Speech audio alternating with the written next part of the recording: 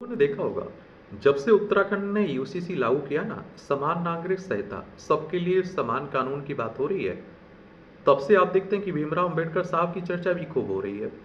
क्या बाबा साहब अंबेडकर सच में समान नागरिक संहिता लाना चाहते थे? ये सवाल बड़ा खड़ा हो रहा है। तो यूसीसी भारत में अभी तक पूरी तरह से लागू नहीं हुआ है। भारत में समान नागरिक संहिता यूसीसी एक ऐसा मुद्दा है जिस पर हमेशा से बहस होती रहती है और खूब राजनीति भी होती है। डॉक्टर भीमराव अंबेडकर, जिन्हें हम बाबा साहब के नाम से जानते हैं, संविधान के जनक, संविधान के पिता, देश के पहले कानून मंत्री, विधि मंत्री, वह भारतीय संविधान के शिल्पकार थे। लेकिन क्या आपको पता है कि आज जिस समान नागरिक संहिता यूसीसी की चर्चा जोरों पर है, उसको लेकर बाबा साहब के क्या विचार थे?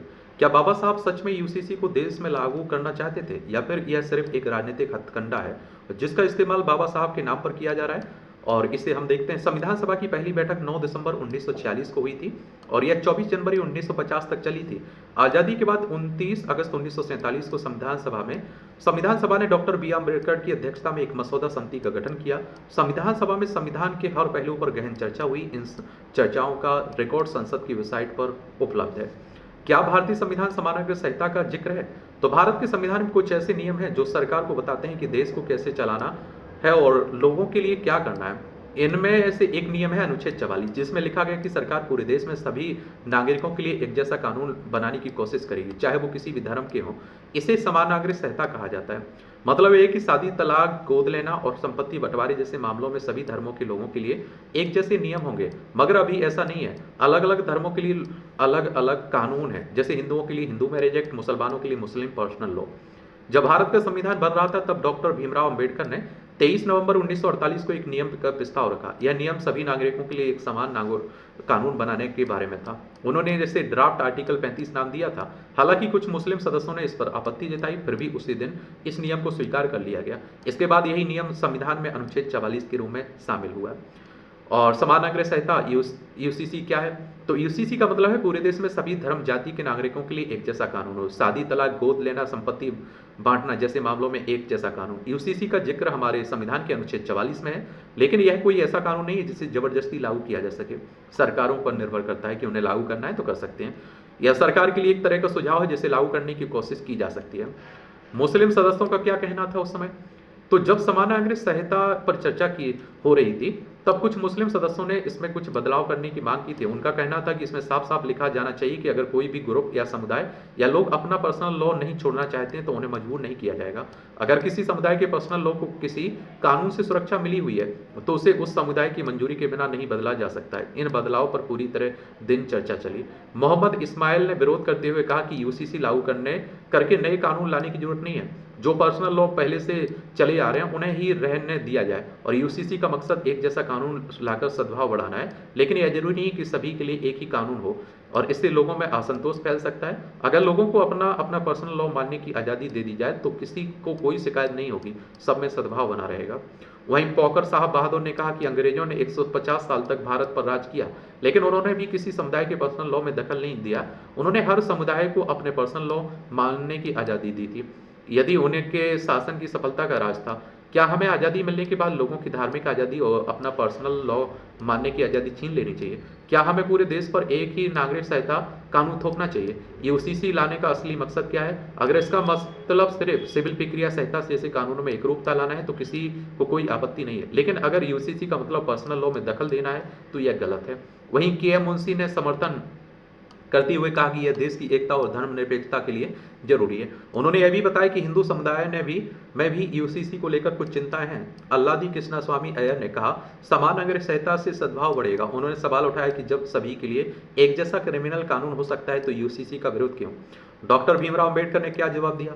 संविधान सभा में समान नागरिक संहिता पर चर्चा के दौरान डॉक्टर भीमराव अंबेडकर ने भी अपना विचार रखे। अंबेडकर ने साफ कहा कि यूसीसी से जुड़े अनुच्छेद में किसी भी तरह का संशोधन स्वीकार नहीं कर सकते। उन्होंने कहा कि वह इस समय यूसीसी के गुण दोष पर चर्चा नहीं करना चाहते हैं।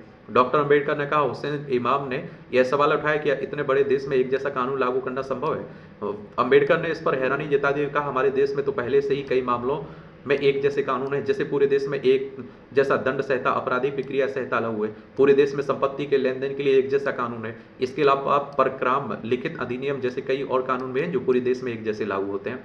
डॉक्टर अंबेडकर ने कहा कि सिर्फ शादी उत्तराधिकार के मामले में ही अभी तक एक जैसे कानून नहीं बना पाए। अनुच्छेद 35 जो बाद में अनुच्छेद 44 बना का मकसद इसमें भी एक जैसा कानून लाना है। उन्होंने कहा कि यह पूछना कि क्या हम ऐसा कर सकते हैं गलत है, क्योंकि हम पहले ही कई मामलों में ऐसा कर चुके हैं।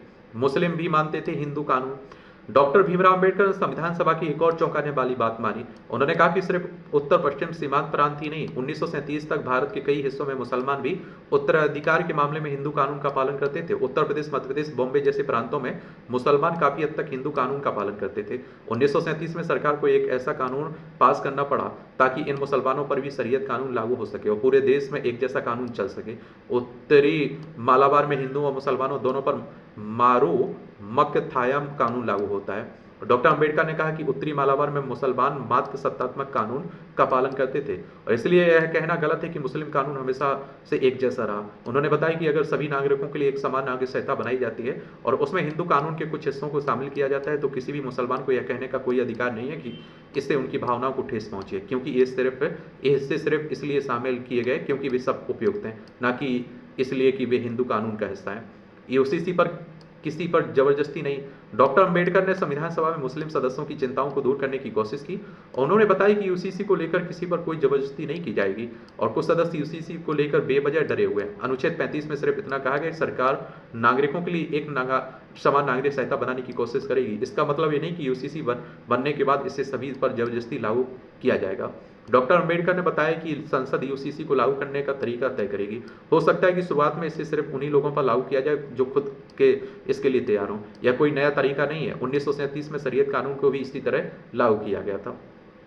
संविधान सभा में नागरिक संहिता यूसी पर काफी बहस और चर्चा के बाद आखिरकार वोटिंग का समय आया। उपराष्ट्रपति ने पूछा क्या किसी भी समूह, समुदाय या लोगों को अपना पर्सनल लॉ छोड़ने के लिए मजबूर नहीं किया जाएगा।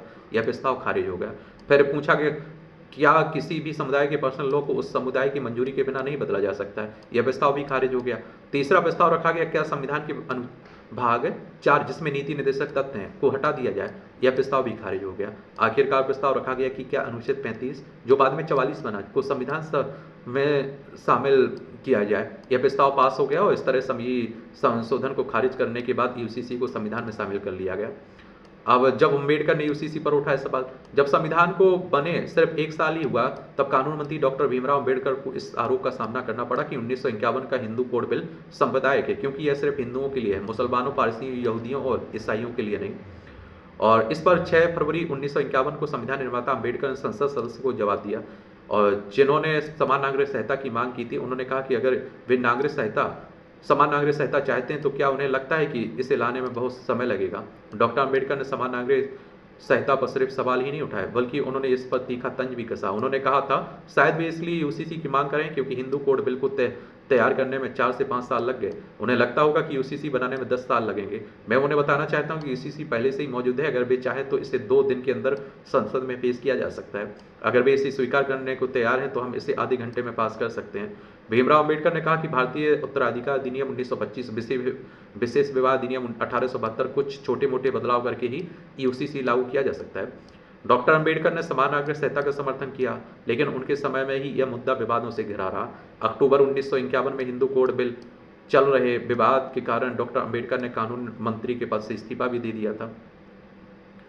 और देखिए जब सुप्रीम कोर्ट ने यूसीसी पर जाहिर की अपनी नाराजगी, या आप देखिए समान नागरिक संहिता को लेकर सुप्रीम कोर्ट ने साल 1995 में आप देखते हैं कि साहिबानू केस में नाराजगी जाहिर की थी और सुप्रीम कोर्ट ने आप देखिए कहा था कि यह अफसोस की बात है कि हमारे संविधान का अनुच्छेद 44 सिर्फ कागजों में ही रह गया।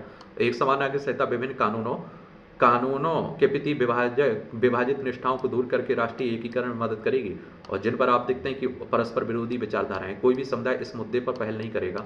यह राज्य का कर्तव्य है कि वह देश के नागरिकों के लिए एक समान नागरिक संहिता लागू करे। और समान नागरिक संहिता पर अदालतों के फैसले, देखिए अदालत की बात करें तो सुप्रीम कोर्ट हमारी सर्वोच्च अदालत है। संविधान के अनुच्छेद 124 के तहत सुप्रीम कोर्ट की स्थापना की बात की गई। 28 जनवरी 1950 में स्थापना हुई थी, ये भी याद रखिएगा। तो एक आप लोगों ने सुना होगा साहिबानों का केस, क्या नहीं सुना? ये 1985 का है साहिबानों केस। इस मामले में अदालत ने एक मुस्लिम महिला को तलाक के बाद गुजारा भत्ता पाने का अधिकार दिया और यूसीसी को देश में एकता से जोड़ा। 1985 में जॉर्डन दे नग देह केस, इस केस में तलाक कानूनों में असमानताओं को उजागर किया और कानूनी एकरूपता के लिए दृष्टि की मांग की। और 1995 में सरदा मुद्गल केस, इस फैसले में यूसीसी का जोरदार समर्थन किया गया, खासकर हिंदू आबादी के लिए यूसीसी लागू करने में देरी पर सवाल उठाए गए। 1996 में पन्नालाल बंसीलाल पिट्टी केस, इस केस में भारत की विविधता को स्वीकार करते हुए यूसीसी को धीरे धीरे लागू करने की बात कही। सन 2000 में lily Thomas case, supreme court ने संपत्ति के बंटवारे के मामले में यूसीसी के महत्व पर जोर दिया। और 2003 में जॉन बल्लमटम केस, इसमें आप देखेंगे कि ईसाई पर्सनल लॉ के भेदभाव प्रावधानों को रद्द करते हुए यूसीसी की जरूरत पर फिर से जोर दिया। 2014 में शबनम हाशमी केस, किशोर न्याय अधिनियम को यूसीसी से जोड़ते हुए धर्मनिरपेक्ष कानूनों की जरूरत पर बल दिया। 2017 में सायरा बानो केस, 3 तलाक के मामले में दृष्ट की चर्चा फिर से शुरू हुई, लेकिन अदालत ने इसे मानवाधिकारों के मुद्दे से अलग रखा। और साल 1995 में सरदा मुल्गल केस में सुप्रीम कोर्ट ने एक अहम टिप्पणी की थी।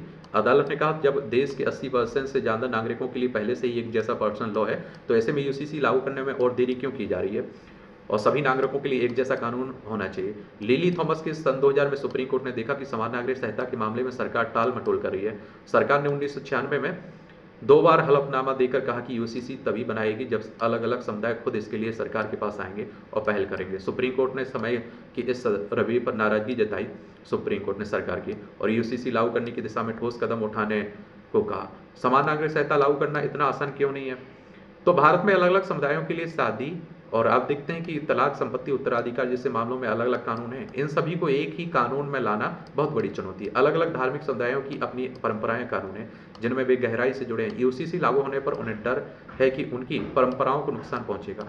कुछ लोगों का यह भी तर्क है कि यूसीसी से उनके धार्मिक आज़ादी के अधिकार का उल्लंघन होगा, जो संविधान के अनुच्छेद 25 में दिया गया है। इस अनुच्छेद में हर व्यक्ति को अपने धर्म का पालन करने की आज़ादी है। यूसीसी को अक्सर राजनीतिक नजरिए से देखा जाता है। राजनीतिक दल और नेता अपने फायदे के लिए इसका समर्थन या विरोध भी करते हैं, जिससे यूसीसी लागू करने में देरी होती है। इस कारण यूसीसी भारत में अभी तक पूरी तरह से लागू नहीं हुआ। हालांकि गोवा एकमात्र ऐसा राज्य है जहां पुर्तगाली उपनिवेशिक काल से ही समान नागरिक संहिता लागू है। और इसके अलावा उत्तराखंड में हाल ही में यूसीसी लागू किया गया, और जिसमें एक से ज़्यादा शादी करना मना है, और सभी धर्मों के लिए शादी की उम्र 21 साल तय की गई। यूसीसी को लेकर देश में काफ़ी चर्चा है। इसके पक्ष और विपक्ष में कई तर्क दिए जा रहे हैं। कुछ लोग इसे देश की एकता और समानता के लिए जरूरी, तो कुछ लोग इससे धार्मिक और सांस्कृतिक विविधता को खतरा दिखाई दे रहा है। बाकी आप लोगों को क्या लग रहा है? आप लोग अपनी राय आप लोग जरूर दीजिएगा, ठीक है? दोगे या नहीं दोगे राय? राय देना आपकी जरूरी है भाई, मायने भी रखती है। धन्यवाद।